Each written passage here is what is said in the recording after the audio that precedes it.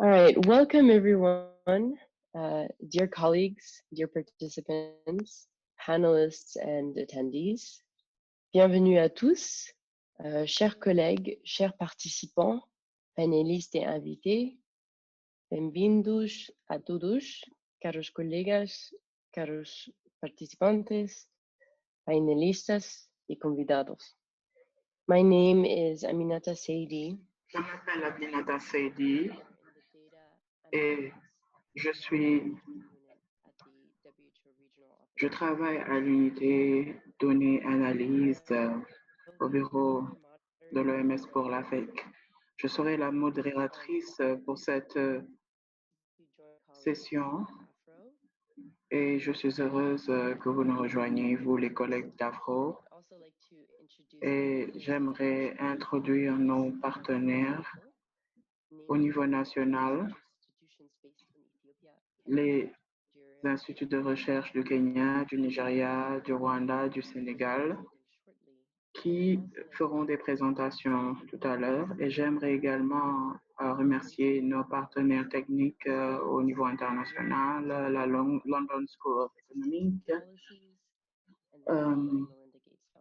la Fondation Bill et Melinda Gates, donc tous nos partenaires. Donc, je vais d'abord vous présenter les règles pour ce webinaire et ensuite je vais donner la parole à notre président pour les mots d'ouverture. Nous espérons que la plateforme et les connexions fonctionneront bien.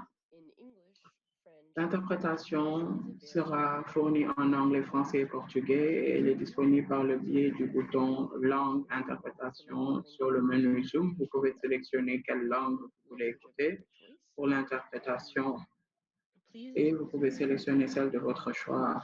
Veuillez réserver la fonction questions-réponses sur Zoom pour les questions et commentaires concernant les exposés et veuillez utiliser la fonction chat sur Zoom pour des questions concernant des problèmes techniques ou logistiques. Et nous surveillerons à la fois les questions-réponses et le chat tout au long du webinaire. J'encourage les panélistes à s'engager dans les questions-réponses pour répondre aux questions avant même que nous n'arrivions à la session formelle. La présente session est enregistrée et votre participation signifie que vous acceptez d'être enregistré. Les diapositives et un lien à l'enregistrement vidéo seront distribués à toutes les personnes inscrites par courriel après la section. Donc, voici notre programme. Je vais vous parler des objectifs et ensuite vous montrer le slide de Dr. Remigi pour les mots d'ouverture. Donc, les objectifs du webinaire, c'est de fournir des informations contextuelles utiles sur la plateforme de l'Observatoire africain de la santé sur les systèmes et politiques de la santé, ou AHOP, présenter le thème et les résultats attendus du partenariat, présenter la plateforme elle-même, la structure et les acteurs essentiels, programme de travail, produits, résultats attendus et des opportunités d'expansion du réseau. Nous discuterons des processus permettant de réaliser le thème et les résultats attendus et nous discuterons des efforts de production de connaissances dans la région africaine et des approches pour renforcer l'utilisation des données factuelles de recherche. Nous discuterons des meilleures pratiques pour tirer parti de l'application des connaissances et de l'échange de données factuelles, comparaison entre pays, et nous partagerons avec les décideurs les expériences en matière de courtage et d'engagement des connaissances pour avoir un impact, ainsi qu'en matière de comblement de fossés entre les données factuelles et la politique. Et en dernier lieu, nous encouragerons une communauté de pratiques pour le futur. Donc, je vais maintenant vous montrer le programme et donner la parole à Dr. Karamidji. Dr. Karamidji, vous avez la parole.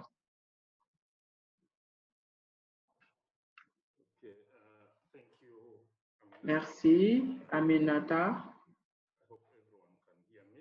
J'espère que vous arrivez tous à m'entendre. Je suis heureux de vous avoir tous connectés pour ce webinaire. peu importe la région d'où vous venez, je vous souhaite la bienvenue à cette session. Nous avons un mix, un groupe de participants des ministères de la santé, des collègues des pays, des collègues de l'OMS. Nous avons également des partenariats qui font partie du partenariat formel, mais également des partenaires indépendants. Nous avons également des chercheurs, des professionnels de santé. Il y a beaucoup de parties prenantes, pour résumer, qui prennent part à cette session et nous pensons que c'est une initiative qui regroupe beaucoup de promesses pour le futur et particulièrement pour la mise en œuvre de la couverture de maladies universelle en Afrique. Nous sommes heureux d'introduire virtuellement cette plateforme qui fait partie de la nouvelle normale que nous connaissons tous, notre manière de faire aujourd'hui, de travailler, et c'est une opportunité également d'entrer en contact avec vous pour avoir le maximum de personnes et engager cette discussion. Et c'est très important pour nous parce que nous pensons que c'est seulement à travers une collaboration effective que nous pouvons avancer pour pouvoir accomplir la couverture maladie universelle en Afrique. Nous savons que les données factuelles ne concernent pas seulement les données et les statistiques, et collecter des données et des statistiques ne nous mène pas à des décisions informées basées sur des données factuelles. Donc, il faut un processus complet pour que ces données, ces preuves, ces statistiques que nous produisons puissent être mises en pratique et présentées de manière à faciliter la prise de décision dans les pays. Ce processus devient de plus en plus important pour nous dans la mise en œuvre de notre approche pour faciliter la mise en œuvre de la couverture maladie universelle. En ce moment, tous les pays dans la région Afrique sont engagés à mettre en œuvre la couverture maladie universelle et ils essaient de voir de quelle manière ils peuvent reconceptualiser leur système pour arriver à la couverture maladie universelle. Je sais que la plupart d'entre vous savez qu'il y a des changements dans notre manière de travailler. Aujourd'hui, nous ne parlons plus de services de base, de services essentiels.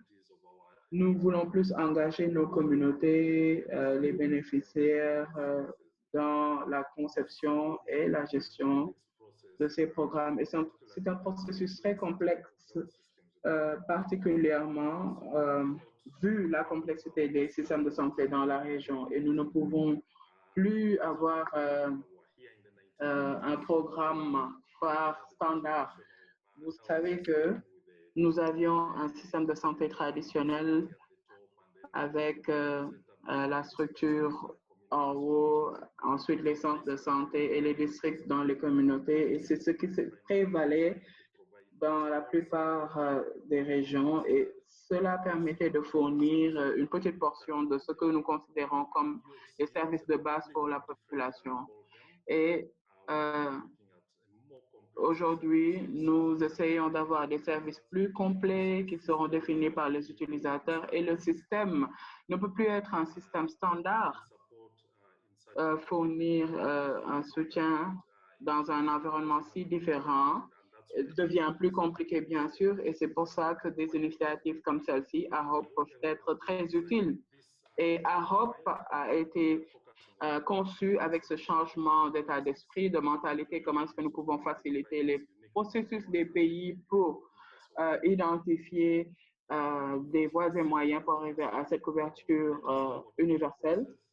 Nous nous sommes focalisés sur mieux soutenir le processus pour ces pays qui participent dans la réingénierie de leur système de santé pour passer justement à la CMU.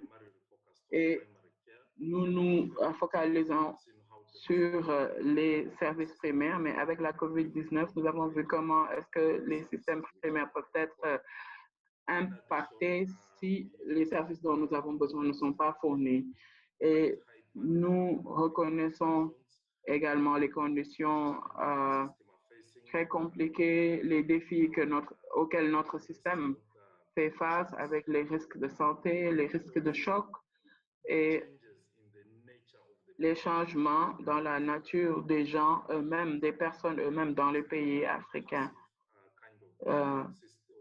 Nous n'avons plus une population passive, les populations sont de plus en plus à l'écoute de leurs besoins, elles sont plus exigeantes en termes de services de santé. Donc, comment est-ce que nous pouvons être redevables envers ces populations? Nous essayons par ces efforts de mettre en place un processus qui permettra au pays de faciliter leur processus unique, spécifique, et c'est une priorité pour nous dans la région Afrique, et cela fait partie des mécanismes institutionnels en cours.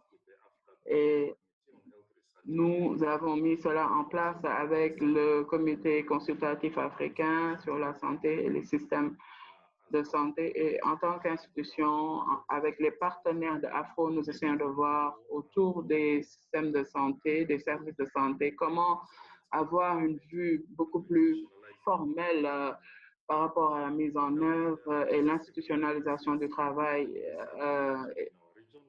La recherche n'est pas nouvelle en ce qui concerne la santé et la traduction de la connaissance également n'est pas quelque chose de nouveau. Nous n'entendons pas bien l'orateur. Nous essayons de soutenir les pays à arriver à cette CMU. C'est un rôle de soutien. Nous ne venons pas pour imposer ce qui va être mis en œuvre. Nous espérons que les centres nationaux pourront mettre en place les voies et moyens uniques qui permettront au pays d'arriver à la CMU. Et cette plateforme, ce partenariat est un partenariat intéressant parce que nous essayons d'intégrer différents partenaires. Le bureau régional de l'OMS est un des partenaires. Nous travaillons également avec la Fondation Bill et Melinda Gates, la London School of Economics and Political Science, donc tous nos partenaires, et nous essayons de rechercher les ressources non traditionnelles pour alimenter les politiques et faciliter l'orientation pour l'atteinte des objectifs que nous nous sommes fixés. Et nous essayons également, et je crois que cela sortira des discussions, comment établir de meilleurs liens avec les plateformes existantes dans la région pour les systèmes de santé et politiques pour qu'il y ait des échanges croisés d'idées. Il n'y a pas de limite quant à la connaissance qui peut être produite et utilisée. Et nous pensons que ces liens sont importants pour atteindre nos objectifs et également alimenter les attentes que nous avons pour ce partenariat. Comme je l'ai dit, le thème, c'est la réingénierie des systèmes de santé pour les aligner en vue d'atteindre la CMU, et nous avons les principes d'équité, de justice sociale, de l'implication de la communauté et de la collaboration, entre autres principes que nous avons. Tout ce que nous faisons sera sur la base de ces principes pour nous assurer que cela est aligné avec la déclaration de 2018 des pays. En ce moment, la phase de conceptualisation, nous avons senti qu'il était important d'organiser ce webinaire et engager les différentes parties prenantes parce que nous voulons que ce soit un processus aussi transparent que possible. Et la plateforme que nous lançons aujourd'hui, la plateforme AHOP, qui est hébergée par la plateforme intégrée, facilitera le dialogue et permettra de partager l'information. Et si quelqu'un à un moment donné veut savoir ce qui se passe, nous pourrons mettre cette plateforme à disposition pour que tout le monde puisse s'impliquer et savoir ce qui se passe et savoir également quels sont les éléments à savoir dans un pays spécifique. Et tout au long du processus, nous espérons qu'il y aura beaucoup d'apprentissage entre les pays et nous mettons l'accent et nous reconnaissons le fait que chaque pays jouera un rôle unique, un rôle spécifique. Nous savons que les rôles seront uniques, c'est vrai, mais il y aura des leçons à apprendre les uns des autres, entre pays, je veux dire. Donc, pour voir comment est-ce qu'un pays a pu rendre les services accessibles à la population. Donc, nous pourrons utiliser la plateforme comparative pour voir comment est-ce que les pays essaient de résoudre ce même problème d'accessibilité des services. Donc, chaque pays pourra être une source de connaissances pour les autres. Donc, très brièvement, voici ce que je voulais présenter comme mot d'ouverture. Nous sommes très contents de lancer cette initiative et nous essayons de voir quelles seront les retombées. Nous espérons que ces discussions ne s'arrêteront pas ici, mais nous pourrons continuer à interagir, à converser à travers la plateforme. Si vous pensez qu'il y a des points sur lesquels nous devons discuter, nous essayons d'être transparents. Donc, soulever ces questions parce que ce que nous voulons, en fin de compte, c'est que les acteurs dans la région, les populations dans la région reçoivent les meilleurs services de la manière la plus efficiente et effective. Donc, je vous remercie pour votre aimable attention et je vous redonne la parole à Aminata. Merci beaucoup, Dr. Karamaji. Le point suivant, je vais donner la parole à Serge qui va faire une courte intégration par rapport à la introduction par rapport à la plateforme. Nous n'entendons pas bien l'orateur. Great. Over to you. Thank you, Aminata. So the slide Merci, I did Aminata. Donc, les diapos sont en anglais, mais je vais les présenter en français. Comme l'a bien expliqué dans son propos introductif, Humphrey, cette plateforme est hébergée dans un observatoire. Et dans l'idée, véritablement, pourquoi on utilise un observatoire, c'est pour véritablement avoir une vue complète en temps réel de ce qui se passe dans le secteur de la santé et aussi directement sur la santé des populations. Un observatoire, c'est une structure, mais aussi une plateforme dont l'un des buts principaux, c'est d'améliorer la disponibilité et l'utilisation des informations et des données factuelles pour la prise de décision.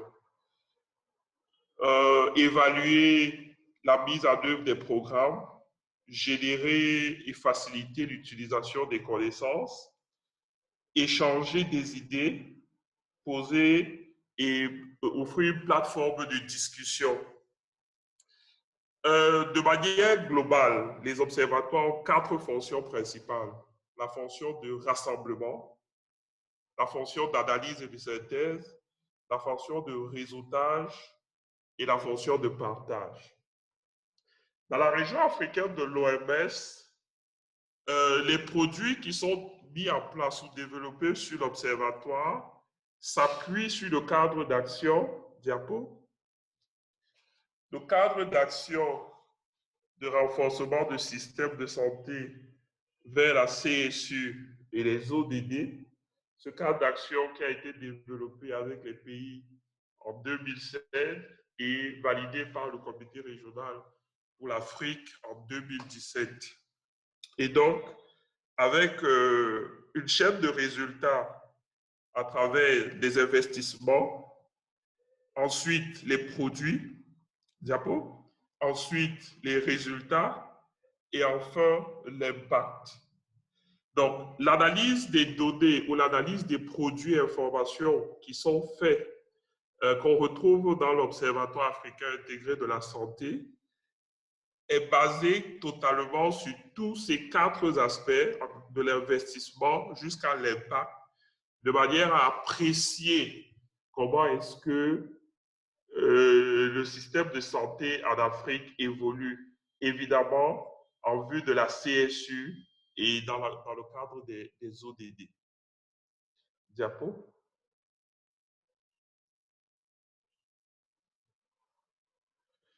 Il faut le rappeler parce que la plateforme que nous allons introduire cet après-midi, elle est intégrée à l'Observatoire africain de la santé. C'est une composante qui est partie prenante de l'Observatoire africain de la santé.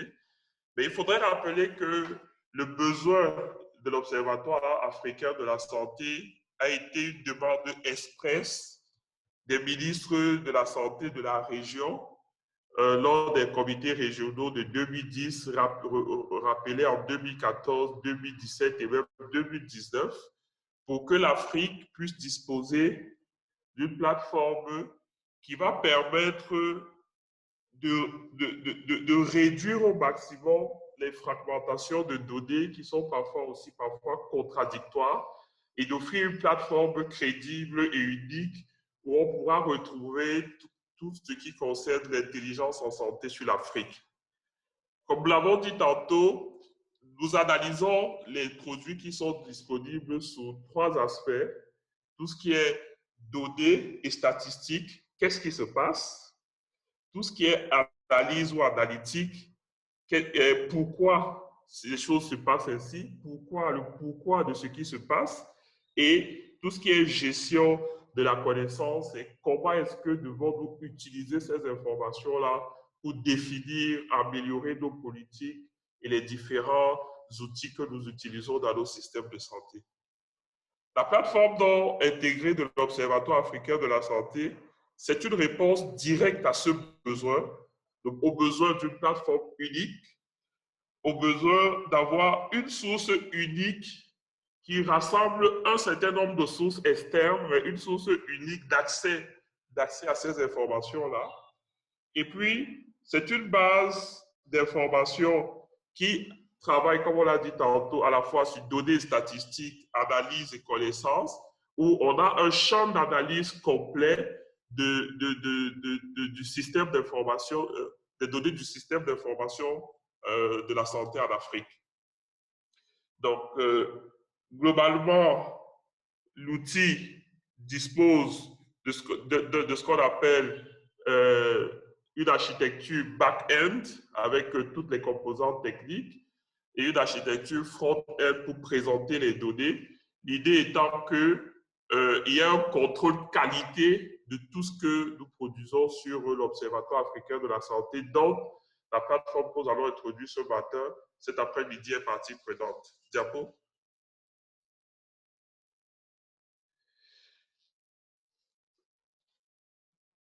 Cette diapositive présente la page d'accueil globale de l'Observatoire africain intégré de la santé, où, comme on l'expliquait tantôt, on a bien un aspect data, un aspect analytique et un aspect données et connaissances. Et c'est dans la section données et connaissances que nous allons retrouver la plateforme spécifique sur les systèmes de santé et politique.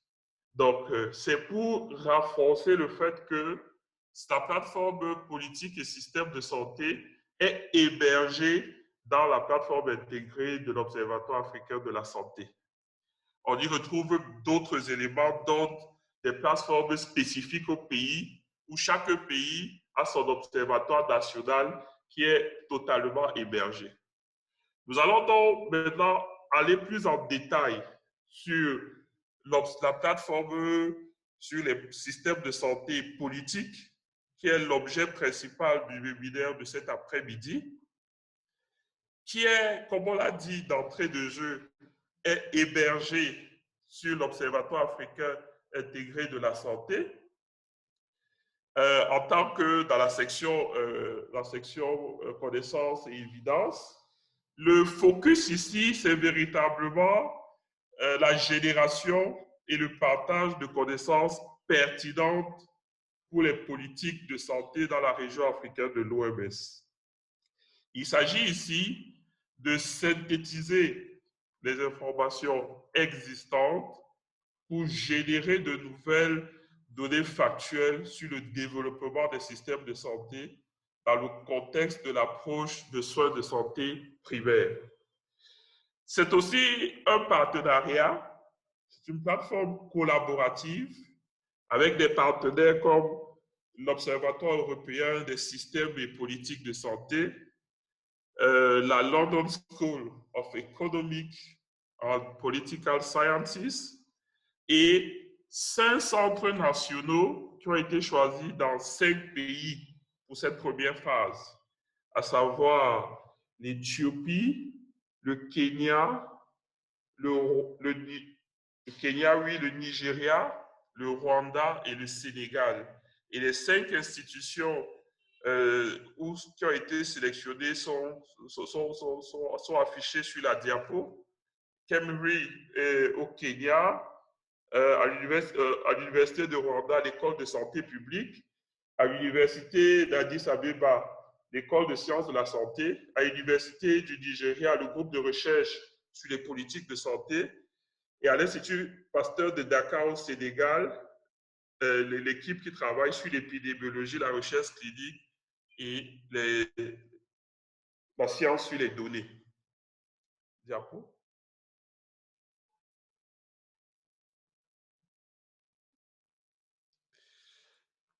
Comment est-ce que la plateforme africaine, Observatoire africain de la santé, plateforme sur les systèmes de santé et politique est structurée? Please go back.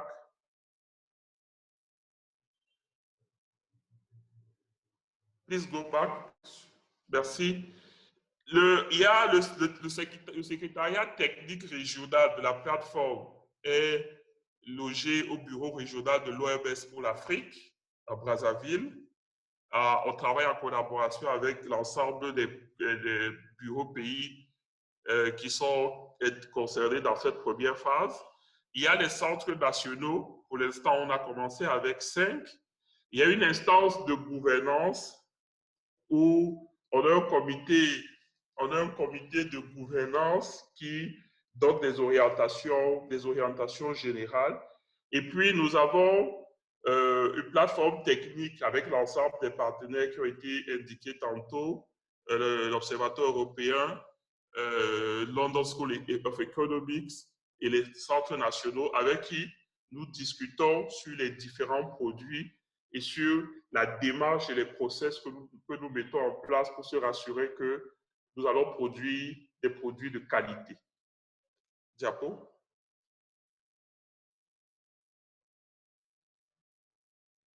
Diapo.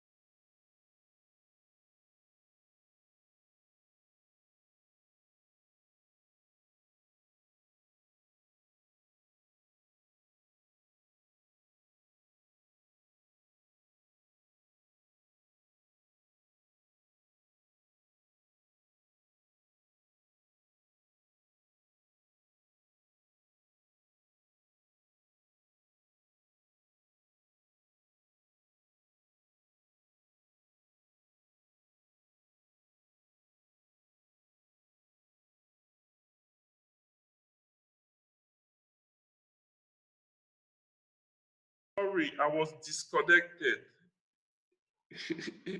Electricity issue. Aminata Diapo, s'il te plaît, si tu m'entends. Okay, please continue with this slide, Serge. Thank you, Humphrey. So, le thème principal qui va conduire les différents produits qui seront développés, c'est véritablement la réingénierie des systèmes de prestation de services pour la couverture santé universelle.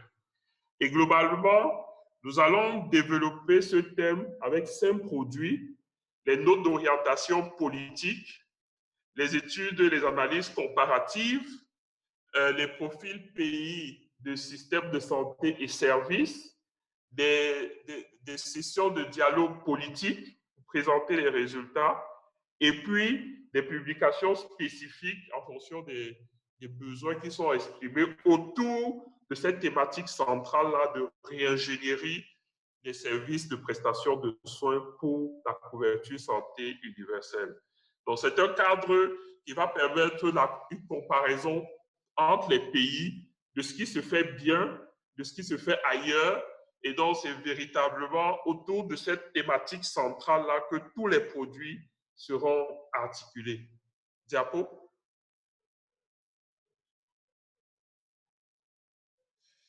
L'idée ici, maintenant, c'est, on est tourné, quelle est la valeur ajoutée, de EOP, de la plateforme de politique et système de santé? C'est vraiment être tourné vers l'avenir. Quel type de système de prestations sont nécessaires et comment peut-on repenser l'évolution vers ceux-ci? La plateforme peut fournir un référentiel pour les connaissances qui sont générées systématiquement et qui doivent constituer une base pour la prise de décision éclairée grâce à des évidences et à des données factuelles. La plateforme est ouverte à de nouveaux partenaires, évidemment, pour enrichir le dialogue qui est en cours et puis véritablement travailler à accélérer l'engagement qui se fait déjà dans la région, mais véritablement accélérer cet engagement entre les académiciens, les universités, les écoles et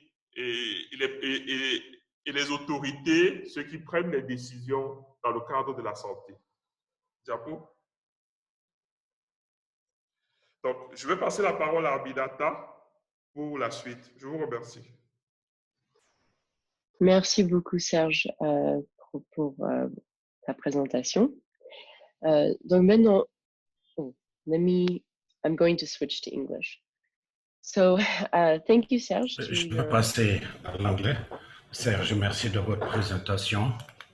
Nous allons passer maintenant à la discussion concernant le rôle et les expériences de AHOP. Et chaque pays aura l'occasion de présenter son institution et de nous dire quelles sont ses attentes en ce qui concerne le partenariat. Nous allons commencer par l'Éthiopie. David, vous avez la parole. Je vous remercie. Est-ce que vous m'entendez? Oui, très bien. Est-ce que vous m'entendez? Très bien. Je vous remercie infiniment. C'est un privilège pour moi que de participer à cette plateforme pour vous présenter l'expérience de l'Éthiopie. Le son n'est pas très bon pour l'interprète. Le son est très étiré.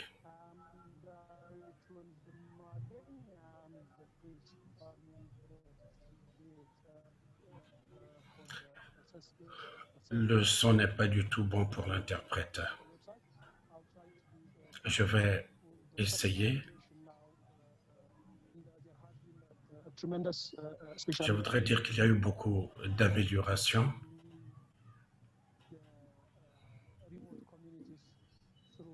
En ce qui concerne la situation dans la communauté reculée, à mesure que la population augmente,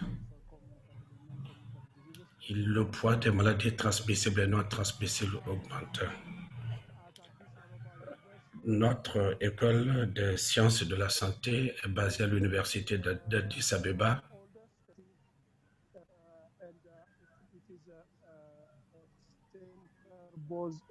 C'est le centre le plus ancien qui fait de la formation et de la recherche et qui fournit des services communautaires. Nous avons une large gamme d'expertise. Nous fournissons des preuves empiriques pour appuyer l'élaboration des politiques. Et à l'université d'Addis Abeba, nous avons introduit cette plateforme.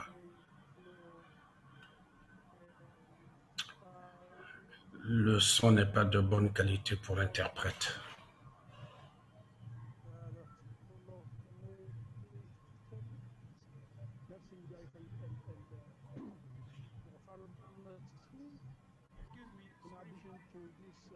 L'interprète n'entend pas l'orateur. Le son n'est pas bon.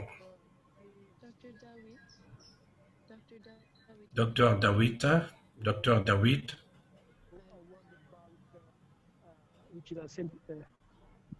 Hello? Dr. Can you hear Dawit, me? can you? Yeah. Dr. Dawit, nous ne parvenons pas à vous entendre, dit l'oratrice.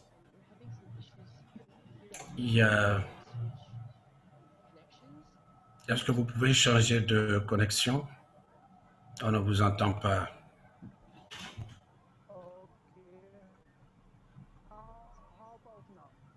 Est-ce que ça va mieux? Est-ce que ça va mieux? Parlez un peu plus lentement de manière que l'interprète puisse vous suivre.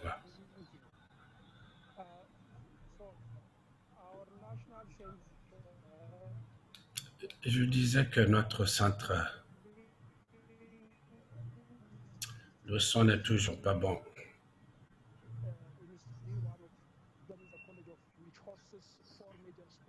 Nous avons 4 principales écoles de santé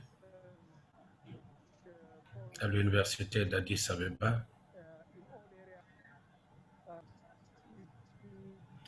Le son n'est pas bon pour l'interprète. Nous faisons de la recherche à Addis Abeba. Nous faisons des analyses ainsi que des évaluations.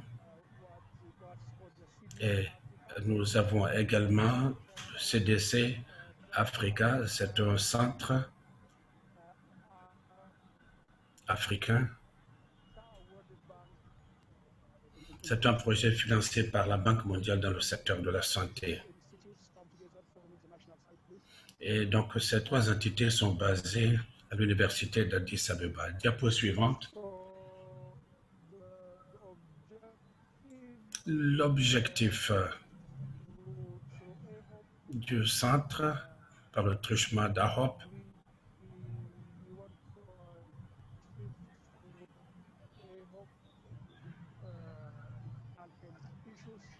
consiste à faire la synthèse des activités de recherche existantes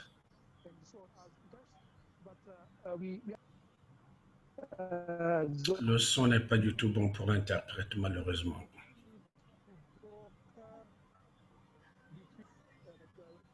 problematic in Africa, and for us to have this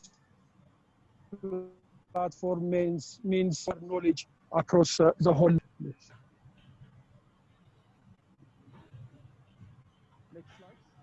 Diapo suivante.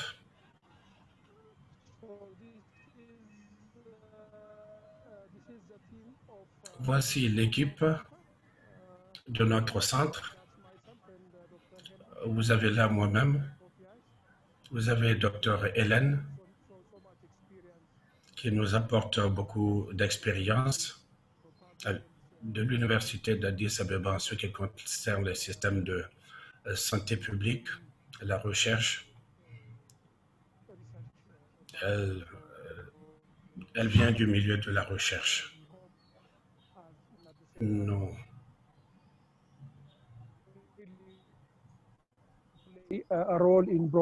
espérons qu'elle va jouer un rôle important en ce qui concerne le courtage des connaissances entre les milieux universitaires de l'Éthiopie et de la région, ainsi qu'au niveau des décideurs. Et ceci pour que les autres pays sachent le type de recherche que nous faisons. Donc, j'en ai fini avec la présentation de notre centre. Merci de cette occasion qui nous a été donnée de présenter notre centre. Nous espérons collaborer avec vous tous. Je vous remercie. Merci, Dr. Dawitt, de votre présentation. Nous allons entendre à présent le représentant du Kenya. Vous avez la parole. Aminata, je vous remercie. J'espère que vous pouvez m'entendre. Oui. Je vous remercie. Je vous remercie. Bonjour à tout le monde. Bon après-midi à tout le monde et bonsoir à tout le monde où que vous soyez. Je voudrais vous parler rapidement du Centre national du Kenya. Comme Serge l'a expliqué dans la présentation, eh bien, nous sommes hébergés par KEMRI au Kenya. Cliché suivant, KEMRI, pour ceux qui ne le savent pas, eh bien, c'est un institut de recherche médicale au Kenya. C'est l'Institut de recherche médicale. Nous travaillons à travers des centres et notre centre est l'un des 12 principaux centres de KEMRI. Dès le départ, KEMRI eh bien, a été créé dans le cadre d'un programme de recherche collaborateur entre KEMRI, Oxford University et Wellcome Trust qui est abrité par KEMRI CGMRC. Et ce partenariat existe depuis 1989. Le siège se trouve à Kilifi, mais au fil des années, eh bien, nos activités de recherche se sont étendues de Kilifi au reste du pays et à l'heure actuelle, nous travaillons de plus en plus dans tout le reste du pays, voire au-delà. Cliché suivant. Donc, voici la cartographie des activités en ce qui concerne la portée géographique. Vous avez le comté de Kilifi où nous avons commencé nos activités. Nous avons donc des installations à Kilifi. Nous travaillons avec le ministère de la Santé et avec d'autres institutions. La carte suivante, c'est la carte du Kenya. Et les points rouges vers le sud, c'est Kilifi, c'est là où se trouve notre siège. Et ensuite, vous avez Nairobi, où nous avons un bureau important. Nous menons beaucoup d'activités de recherche à Nairobi.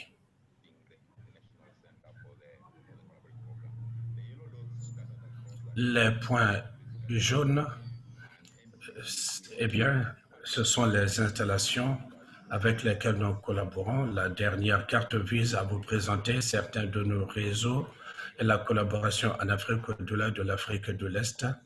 Nous collaborons avec beaucoup d'institutions de recherche, avec des ministères de la Santé, dans les bureaux pays de l'OMS, y compris avec le bureau régional de l'OMS pour l'Afrique. Le programme de recherche, nous mettons l'accent sur toute la gamme des activités de recherche de la santé. Donc, nous avons organisé nos activités autour de domaines thématiques, naturellement selon nos domaines d'intervention préférés. Vous voyez qu'il y a beaucoup de chevauchements entre les différents domaines, entre les différentes disciplines quant à la manière dont nous abordons nos activités de recherche, et y compris pour le renforcement des capacités. Donc, nous mettons l'accent sur les biosciences et ceci est très important. Nous mettons l'accent sur la microbiologie et la génomie. Nous avons un laboratoire important et naturellement, vous avez le travail d'épidémiologie et nous avons également la santé de la population qui revêt une importance capitale. Et nous faisons ce travail à travers le Kenya et naturellement, nous collaborons avec beaucoup d'institutions africaines. Nous avons également la recherche clinique qui se fait et de plus en plus, nous faisons des essais cliniques.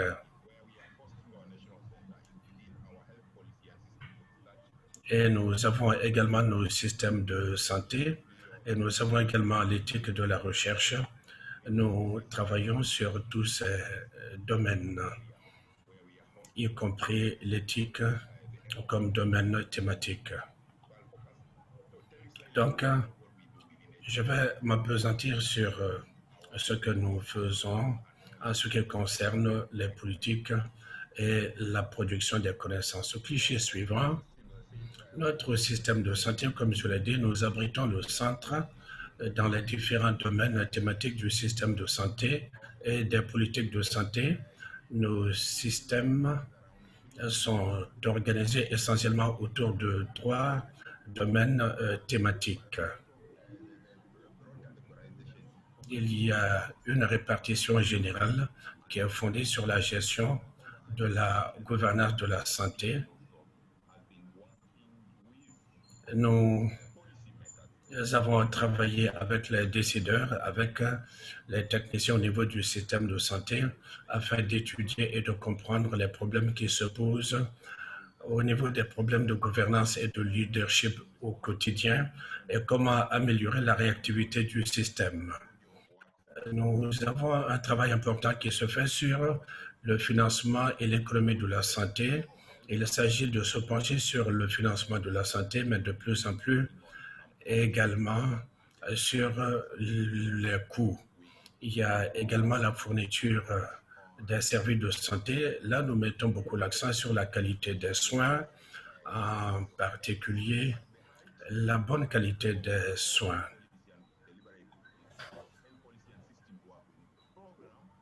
En ce qui concerne le programme, nous avons également l'engagement des politiques et la traduction des preuves. Nous considérons que ceci est un service, un domaine qui appelle des études approfondies.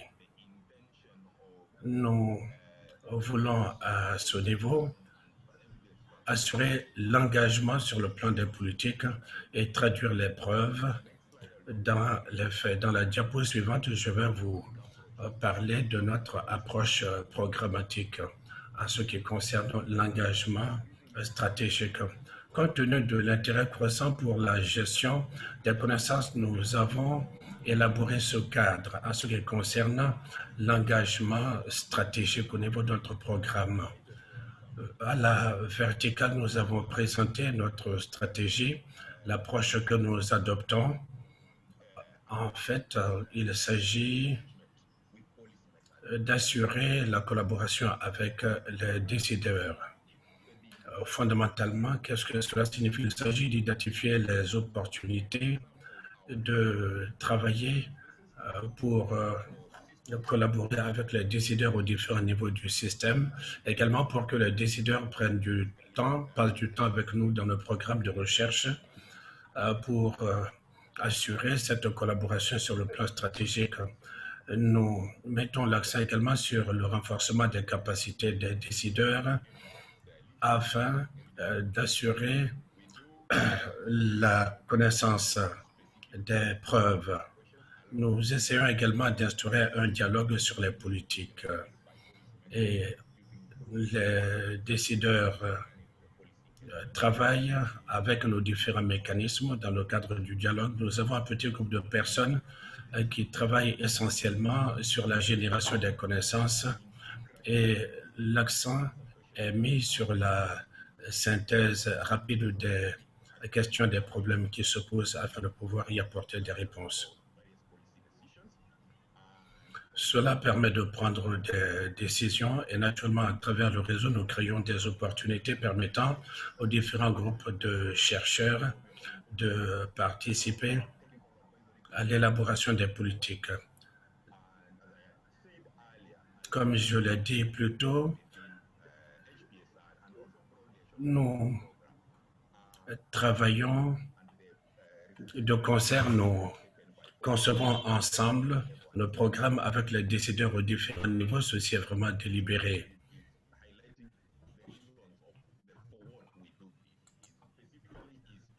De manière spécifique, il s'agit de renforcer les relations de manière à faciliter la traduction des connaissances sur le terrain et de veiller également à ce que les preuves factuelles et les connaissances soient partagées par les décideurs. Il s'agit également de les encourager à utiliser ces preuves factuelles et renforcer leur capacité pour utiliser ces données factuelles.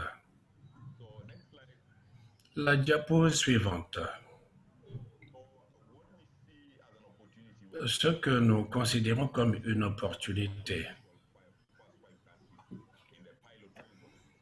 Au cours de la phase pilote, nous pensons qu'il y a des avantages comparatifs pour cette plateforme. C'est une occasion pour nous de renforcer l'engagement stratégique et la capacité de traduction des connaissances aux différents niveaux. Au Kenya, nous sommes en première ligne en ce qui concerne la fourniture des services, mais ce qui est important, c'est que cette plateforme nous donne l'occasion d'étendre notre portée en ce qui concerne l'utilisation des données factuelles dans le pays et dans la région, et surtout à mesure que nous développons des réseaux avec les partenaires. Eh bien, nous pensons que ceci est une occasion pour nous de traduire certaines de nos expériences, renforcer nos capacités ainsi que celles des partenaires.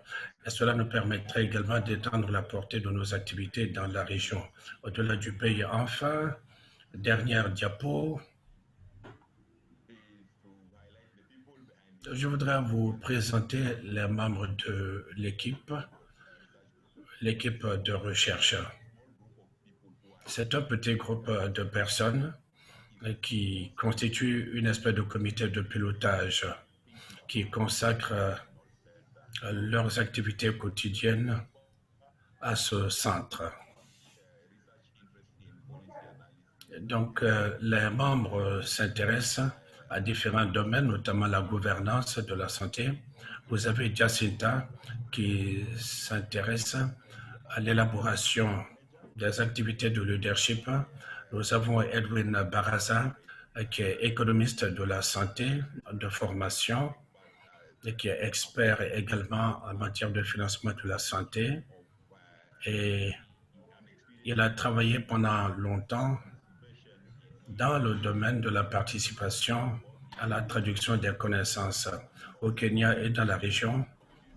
Il est membre des comités de collaboration au niveau national et à l'étranger. Okiro est épidémiologiste de formation et pilote le groupe sur la santé de la population dans le cadre du programme de recherche. Et elle est épidémiologiste du paludisme.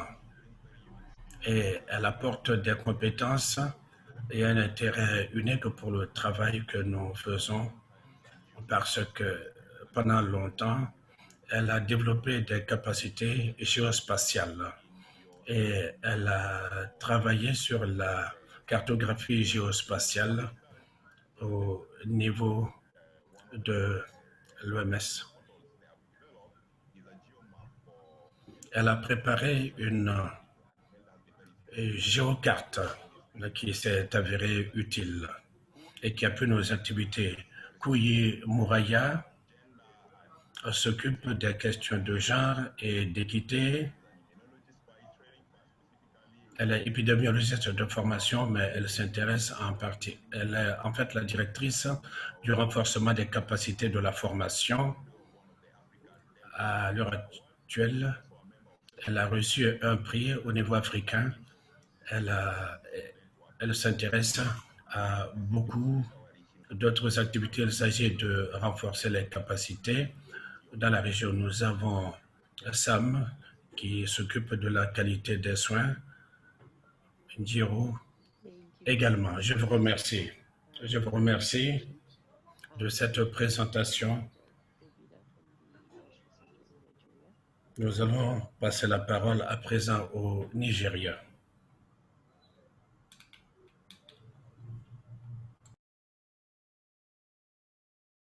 All right, thank you very much. So I'm presenting about the Nigerian Center.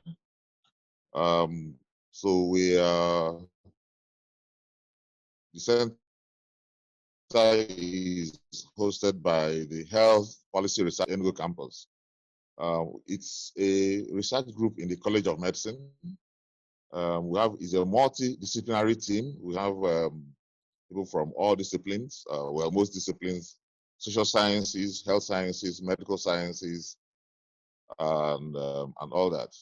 So the Health Policy Research Group, where I think we have the highest concentration of health economists in Nigeria and West Africa. And then we also have very high concentration of health policy and systems analysts in Nigeria and West Africa.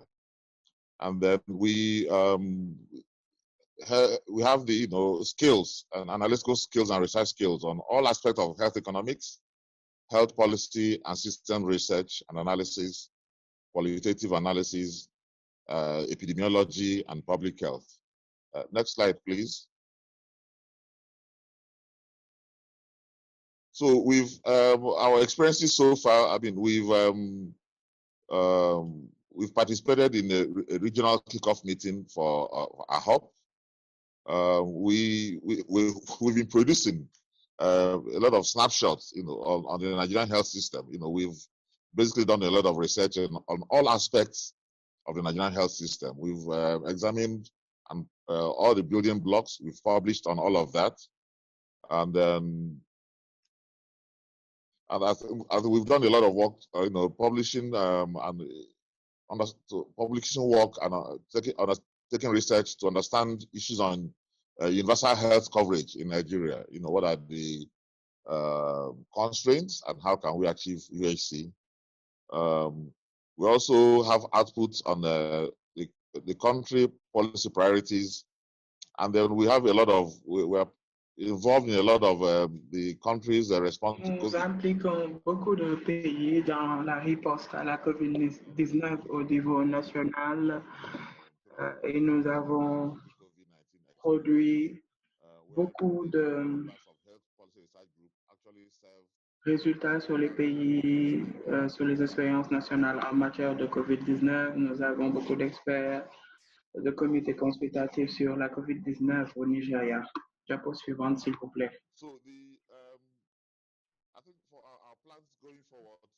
Pour ce qui est des étapes à suivre, nous voulons diffuser beaucoup de notes d'orientation qui nous permettront de renforcer le système de santé au Nigeria et qui seront basées such policy briefs to policymakers and other stakeholders. Because one of our strengths of the Health Policy Research Group is actually, we have the capacity and the knowledge on how to get. Une de nos forces, c'est que nous avons la capacité et les connaissances pour recueillir la connaissance et l'appliquer en termes de pratique. Donc, nous essayons de mettre en œuvre certains de nos modèles pour des décisions informées au Nigeria. Donc, nous voulons, à part les notes d'orientation, nous voulons également des sessions de dialogue politique au Nigeria, passer en revue ce qui se passe dans notre pays, particulièrement les documents stratégiques sur la santé en relation avec la loi sur la santé. Et parce qu'il y a beaucoup de politiques au Nigeria, des politiques nationales sur la santé, etc. Donc, nous planifions de passer en revue ces documents pour qu'ils deviennent plus utiles et plus au point pour des prises de décision informées. Nous avons également les compétences pour diffuser de manière plus large à travers des publications dans des revues. Et nos études pourraient être utilisées dans d'autres parties de l'Afrique et pas seulement le Nigeria. Diapo suivante, s'il vous plaît. Je ne suis pas égoïste, mais au moment où la présentation se préparait, nous n'avions que cette photo, la mienne, mais nous pourrons ajouter les autres photos.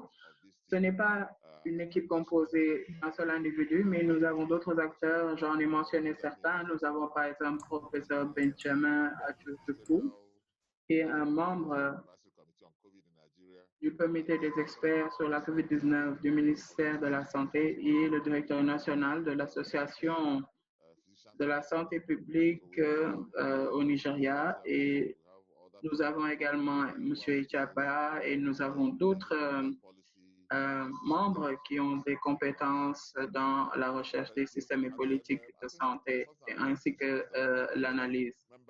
Ce que je n'ai pas mentionné, c'est que la plupart des membres du groupe de recherche faisons partie de ce qu'on appelle le consortium pour la santé, les politiques et la recherche en Afrique. Nous avons fait beaucoup de travail pour développer des outils et des matériaux de formation pour le renforcement de capacités pour la prise de décision dans le secteur de la santé et les systèmes, ainsi que la recherche et les analyses. Et nous allons partager les expériences que nous obtiendrons d'ici 5 ans pour renforcer le travail de AHOP et les centres nationaux. Donc, je vous remercie. Je ne sais pas si nous avons d'autres diapos. Je pense que c'est la dernière. Donc, je vous remercie.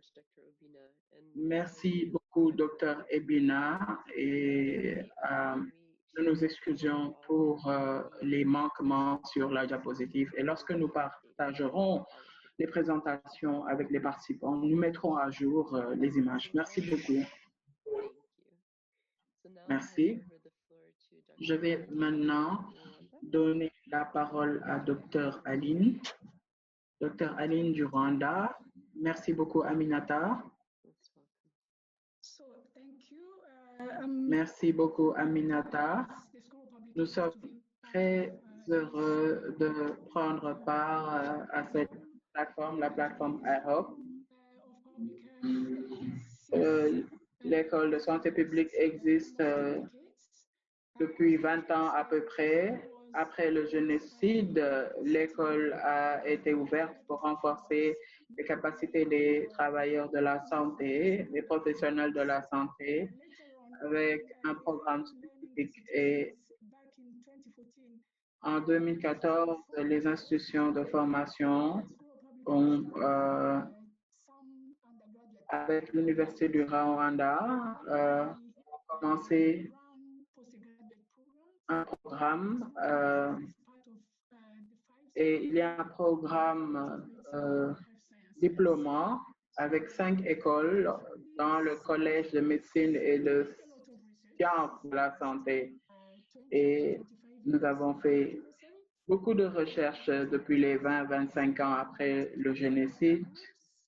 Et nous avons pu concevoir beaucoup de groupes techniques, beaucoup de groupes de travail pour fournir des orientations sur la composante de recherche et les meilleures pratiques. Et nous avons eu beaucoup de projets et des activités que nous avons menées avec le ministère de la Santé pour soutenir cette composante recherche. Diapo suivante, s'il vous plaît. Donc, jusqu'ici, avec AHOP, nous avons développé avec le Centre national du Rwanda certains éléments. Nous avons l'aperçu sur la CSU ainsi que les priorités du système de santé et avec 2 résultats qui ont été développés durant le confinement dû à la COVID-19 Et qu'est-ce que nous avons fait? Nous avons utilisé le document politique pour identifier les priorités dans le secteur de la santé. Et nous nous sommes dit qu'à ce moment, avec le lancement, le ministère devrait jeter un coup d'œil à ces résultats attendus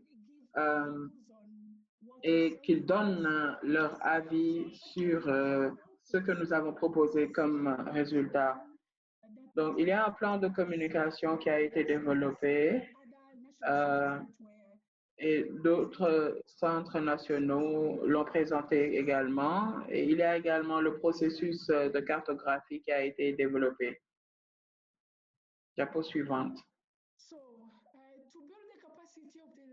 Pour renforcer les capacités du Centre national du Rwanda, le Centre national du Rwanda a participé à un bon nombre d'ateliers qui ont été listés ici et il y a également des domaines thématiques qui ont été identifiés parce que nous planifions dans les années à suivre, à venir, à développer une note d'orientation politique, par exemple, ainsi que des études comparatives. Et ces domaines thématiques, comme je le disais tantôt, nous voulons discuter de ces éléments avec le ministère pour voir si le ministère a les mêmes besoins que nous. Est-ce que nous sommes alignés aux besoins du ministère? Donc, nous avons identifié les meilleures pratiques quant à la documentation sur la COVID-19, les défis, les leçons apprises, le financement pour assurer la fourniture de services équitables. Il y a également la résilience dans le renforcement des systèmes de santé et la rétention des professionnels de santé, des travailleurs de la santé, parce que c'est un problème que nous rencontrons dans les systèmes de santé. Diapo suivante.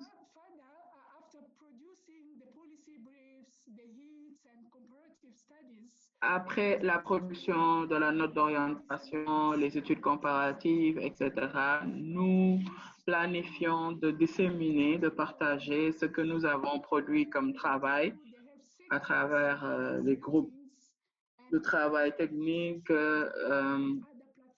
également les rencontres, les réunions des parties prenantes dans le secteur de la santé et les plateformes qui existent via les médias sociaux, etc.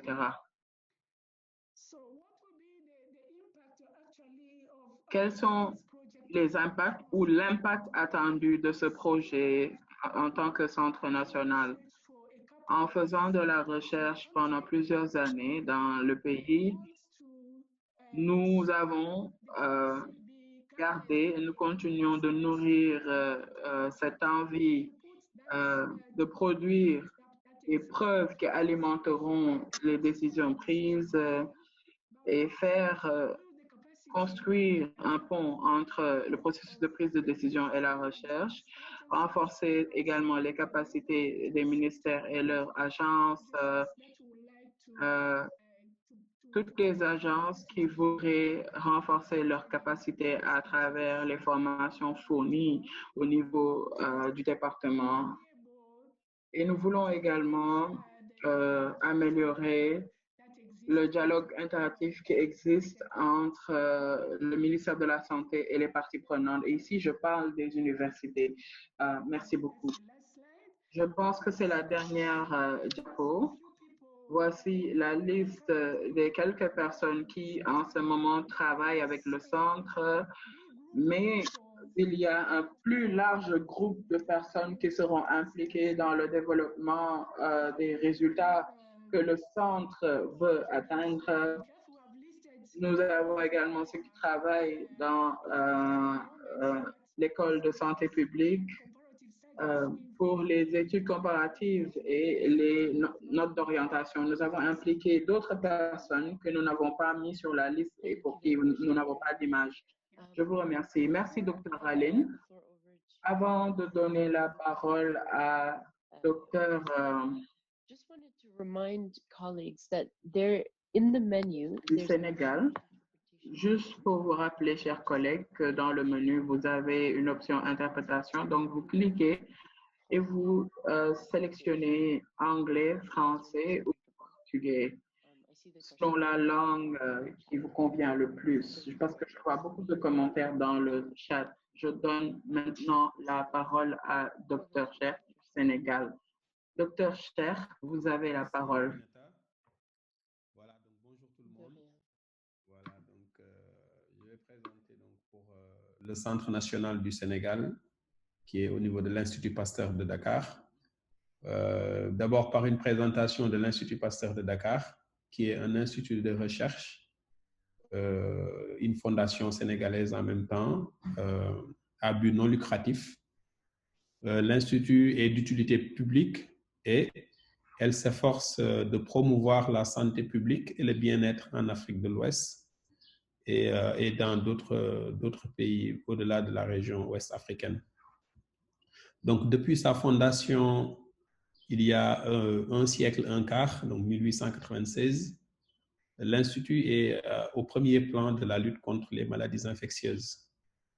L'Institut collabore aussi depuis longtemps avec l'OMS, AFRO, et l'OMS en général, et le ministère de la Santé du Sénégal et des autres pays de la région dans l'évaluation des risques, la préparation aux épidémies et la production de directives pour des problèmes majeurs de santé publique tels que la fièvre jaune. Les principales activités de l'Institut sont la recherche, l'éducation, la formation, l'expertise médicale et la production de vaccins contre la fièvre jaune. Prochaine slide. Alors, l'Institut Pasteur de Dakar est une fondation donc, qui est membre d'un réseau. Donc, il est membre d'un réseau de 33 instituts Pasteur et d'autres instituts de recherche affiliés répartis dans 26 pays avec environ 23 000 collaborateurs. Et donc, dans l'ensemble de ces réseaux, on peut compter une vingtaine de centres collaborateurs OMS sur diverses maladies, d'où ce que je disais tout à l'heure, la collaboration depuis longue date avec l'OMS. Prochaine slide. Alors, le département qui héberge le centre national, qui est le département d'épidémiologie, de recherche clinique et de sciences des données, est un groupe de recherche principalement axé sur les études de cohorte, sur les maladies infectieuses telles que le paludisme et les maladies émergentes, sur la surveillance des maladies, les essais cliniques, et également sur les méthodes d'analyse de données et de développement d'outils support de gestion et d'analyse. Voilà, donc à travers donc des équipes qui font de l'informatique de la santé, de la bioinformatique, biomathématiques, de la génomique et récemment de l'apprentissage automatique, plus connu sous le nom de machine learning. Donc, prochaine slide. Voilà, donc ça c'est l'équipe donc du Centre national du Sénégal avec 5 membres. Donc moi-même comme responsable donc, du centre qui est au niveau du pôle de recherche où je suis également le responsable. Il y a Rose Nadège Mbaye qui est le responsable adjoint du Centre national et donc qui est spécialisé en santé publique. On a Mohamed Abbas Hugo qui est aussi un spécialiste des systèmes et politiques de santé. Il y a Madame Rokhaya Diop qui est ingénieure des travaux statistiques et aussi analyste politique. Et il y a Hamidou Cham également qui est infirmier d'État et qui est aussi master en santé publique. Donc voici l'équipe du Centre du Sénégal. Merci. Prochaine slide.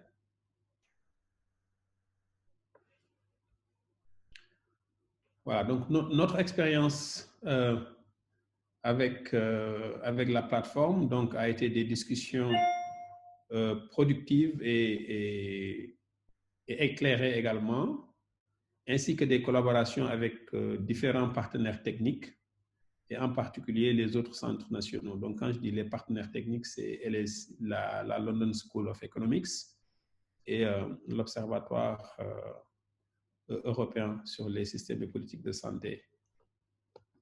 Donc, ces discussions ont aussi rejoint nos multiples travaux en cours sur la rédaction de notes d'orientation politique qui sont en cours actuellement, avec bien sûr le soutien donc, de la London School et de l'OMS Afro. Donc, nous travaillons en effet sur deux notes d'orientation politique, un sur la couverture santé universelle, un autre sur l'impact de la COVID sur le système de santé du Sénégal.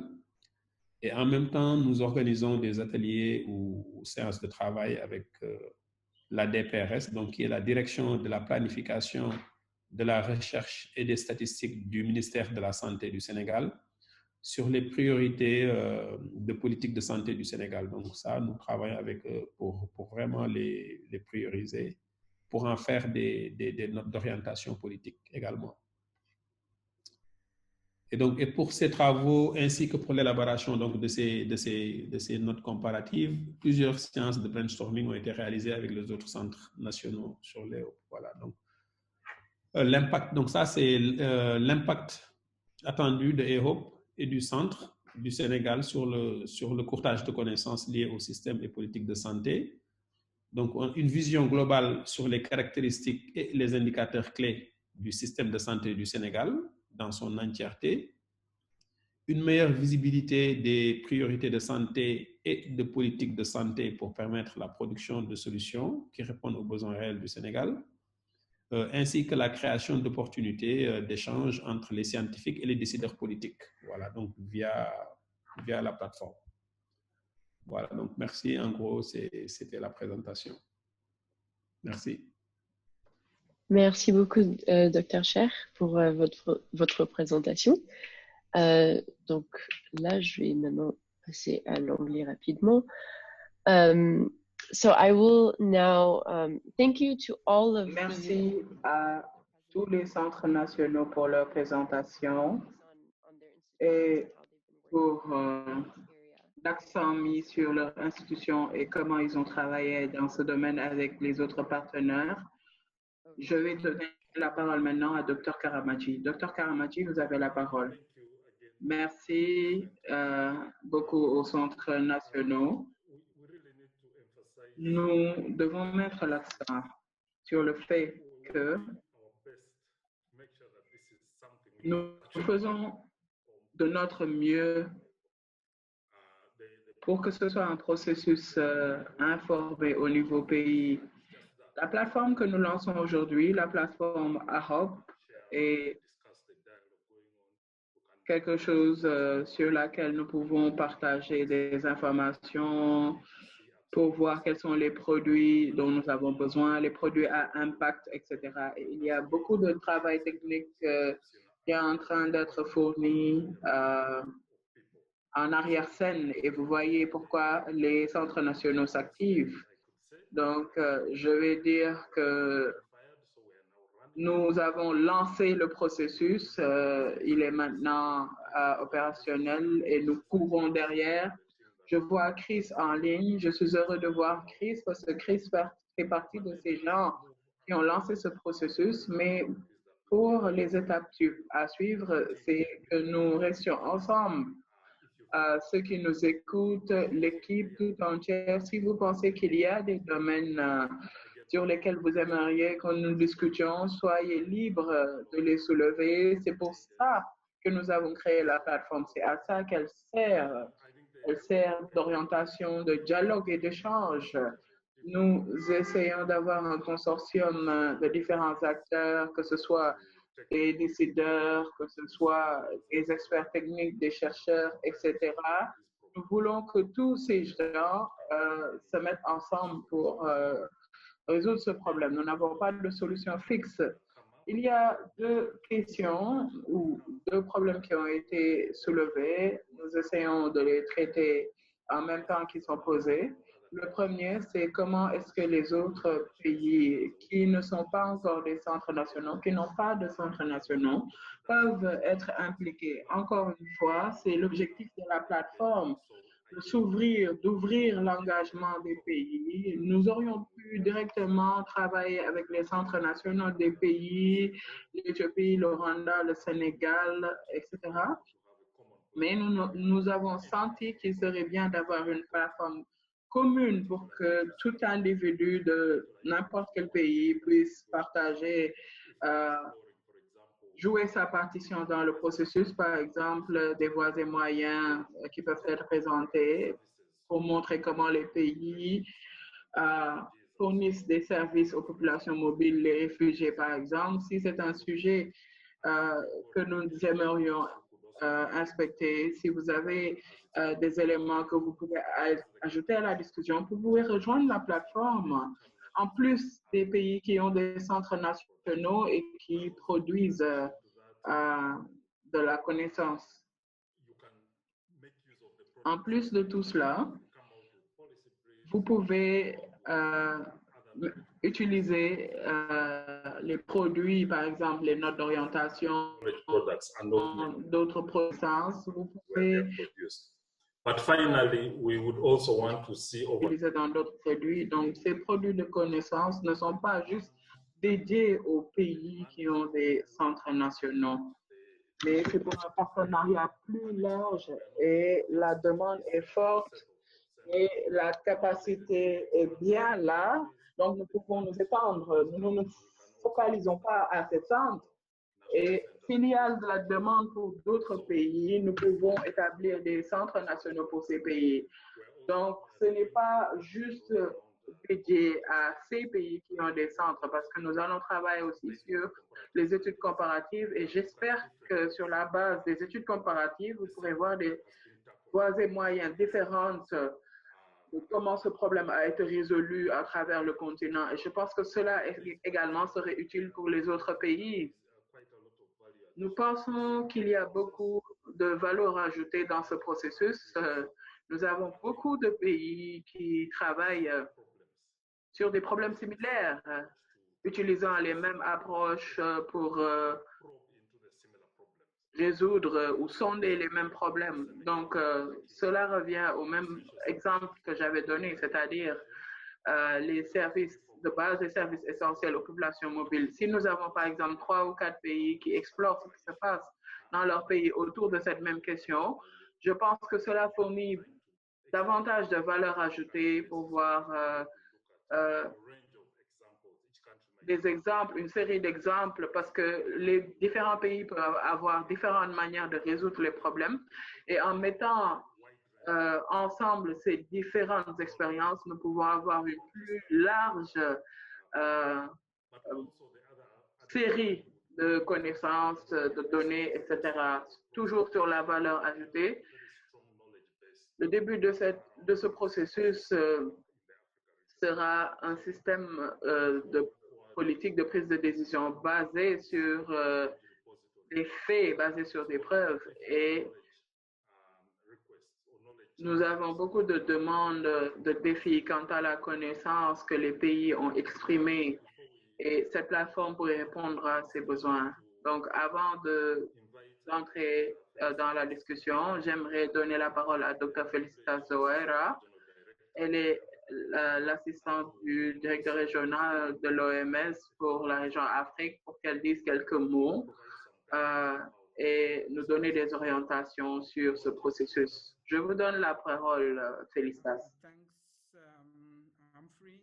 Merci, Humphrey. Je ne sais pas si vous pouvez me voir ou si vous m'entendez. Bon après-midi, bonsoir, mesdames et messieurs, et merci.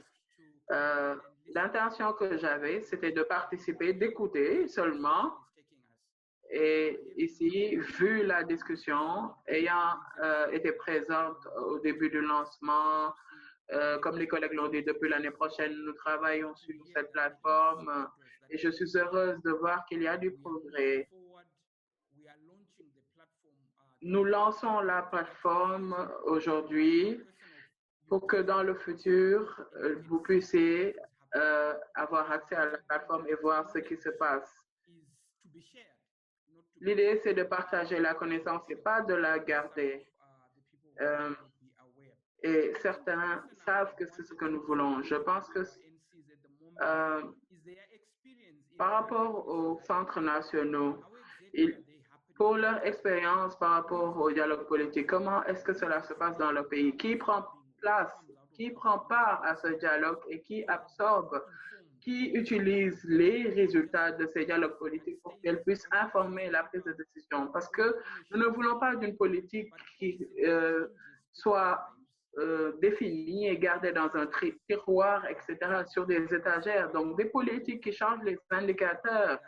Donc, ce sont les éléments importants qui, si la recherche permet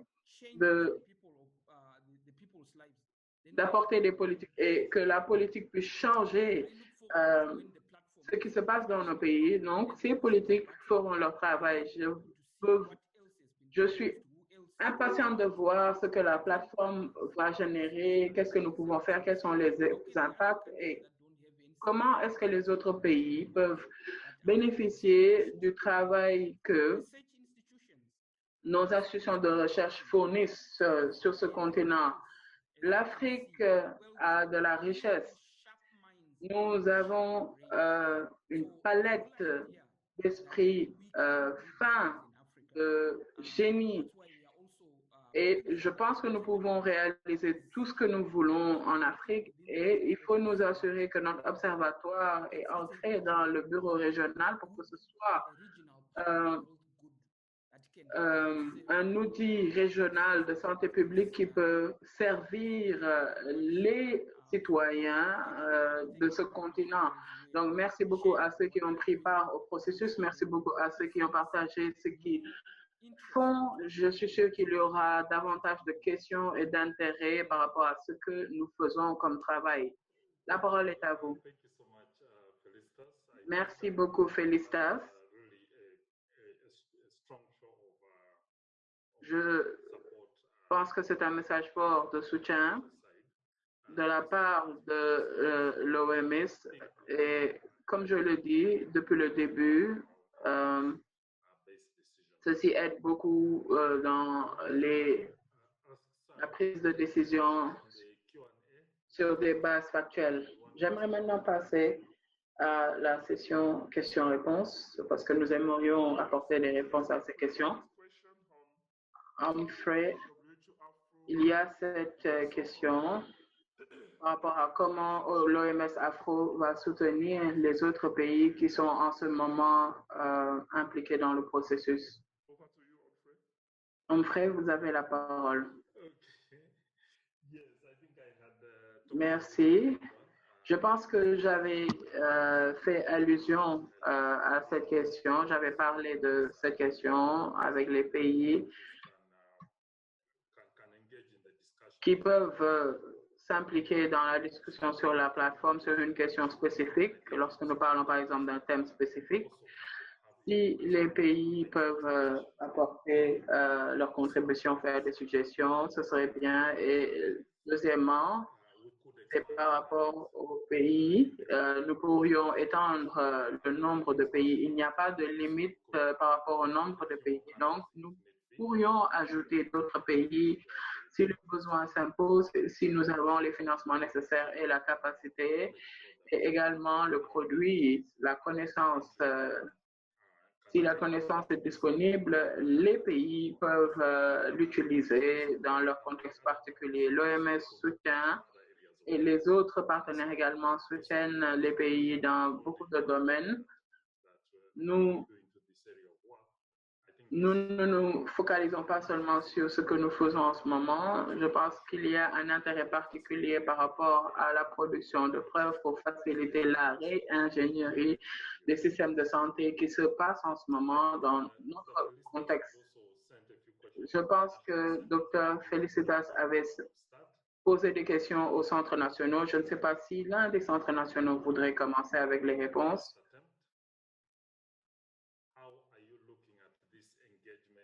Comment est-ce que vous voyez cet engagement au niveau pays avec les décideurs ainsi que les partenaires internationaux?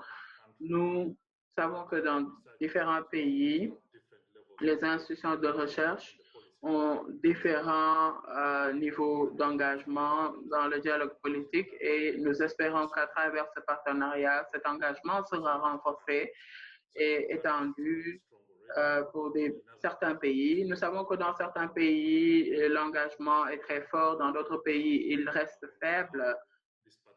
Et il faut voir comment est-ce que ce partenariat peut permettre de renforcer cet engagement. Qui veut essayer d'apporter des réponses? Obina, vous voulez essayer?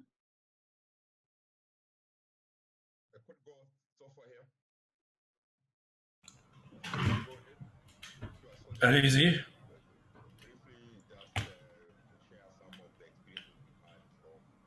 Je voudrais partager quelques éléments du dialogue sur les politiques au Kenya.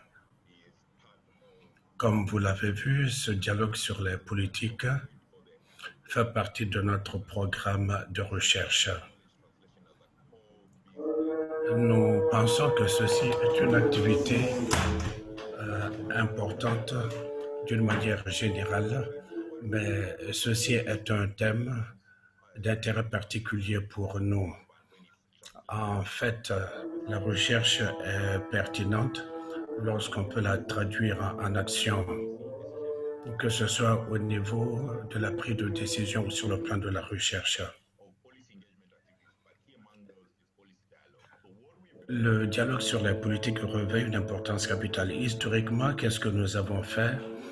Beaucoup d'activités de dialogue sur les politiques ont porté sur les questions pour lesquelles nous produisons des preuves, là où nous menons des activités de recherche.